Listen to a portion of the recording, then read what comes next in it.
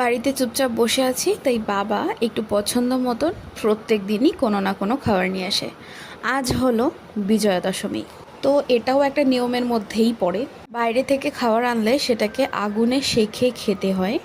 যাকে অনেক নিত্য নতুন নিয়ম তো শুনলাম, আর অনেক কিছু মানলামও, তবে এইটুকুনি নিয়ম না মানার আর কি আছে। বাবা এনেছিল কি সেটা তোমাদের অবশ্যই দেখাবো।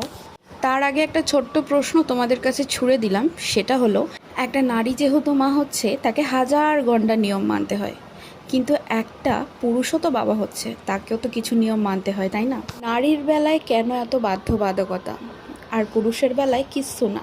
গর্ভাবস্থায় একটা নারী মুড সুইংস থেকে শুরু করে তার সব কিছু নিজে নিজেই করে। একটা পুরুষ কোনো কিছুতেই কন্ট্রিবিউট করে না, শুধু এটা ভেবে যে জরুরিকালীন অবস্থায় আমি তো রয়েছি। যাকে এগুলো বিরাট বুদ্ধিধারী মানুষদের মাথায় ঢুকবে না, তাই বলেও কোনো লাভ নেই। বাবা এখানে নিয়ে এসেছিল চিকেন মোমো, সাথে ছিল স্যুপ, 2 রকমের সস, মেয়োনিজ, আর ছিল রেড চিলি সস। স্যুপটা টেলে দেখতে খুব একটা ভালো না। আর এখানে ছিল 2 রকমের কাবাব, একটা ছিল কাঠি কাবাব আর একটা ছিল টেংরি কাবাব। আমার তো মনে হয় প্রত্যেকেই কিন্তু চিকেনের আইটেম সব কিছুই ভীষণ পছন্দ করে।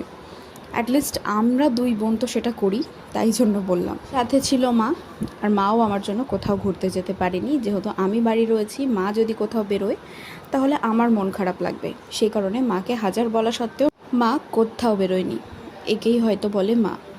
এরকম স্যাক্রিফাইস করতে পারবো কিনা জীবনে আমার জানা নেই। আর এখানে কাবাবের ওপর আমি ভালো করে লেবু চিপড়ে দিলাম, যেটা খেতে ভীষণ টেস্টি হয়েছিল। বাইরের খাবার খাওয়া বারণ আমি জানি, তবুও পুজোর দিনগুলো না, এগুলো ঠিক মানা যায় না, এই হচ্ছে গিয়ে ব্যাপার। খেতে তো দারুণ টেস্টি ছিল। তোমরা বাইরে গিয়ে পুজোতে কি কি খেলে অবশ্যই জানিও। আর ভিডিওটা ভালো লাগলে লাইক কমেন্ট শেয়ার করে দিও।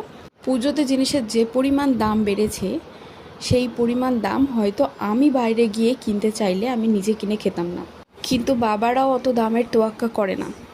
যেটা মনে হয় তার ছেলে মেয়েদের ভালো লাগবে সেটাই তারা নিয়ে চলে আসে, সেটা যতই দামের হোক না কেন।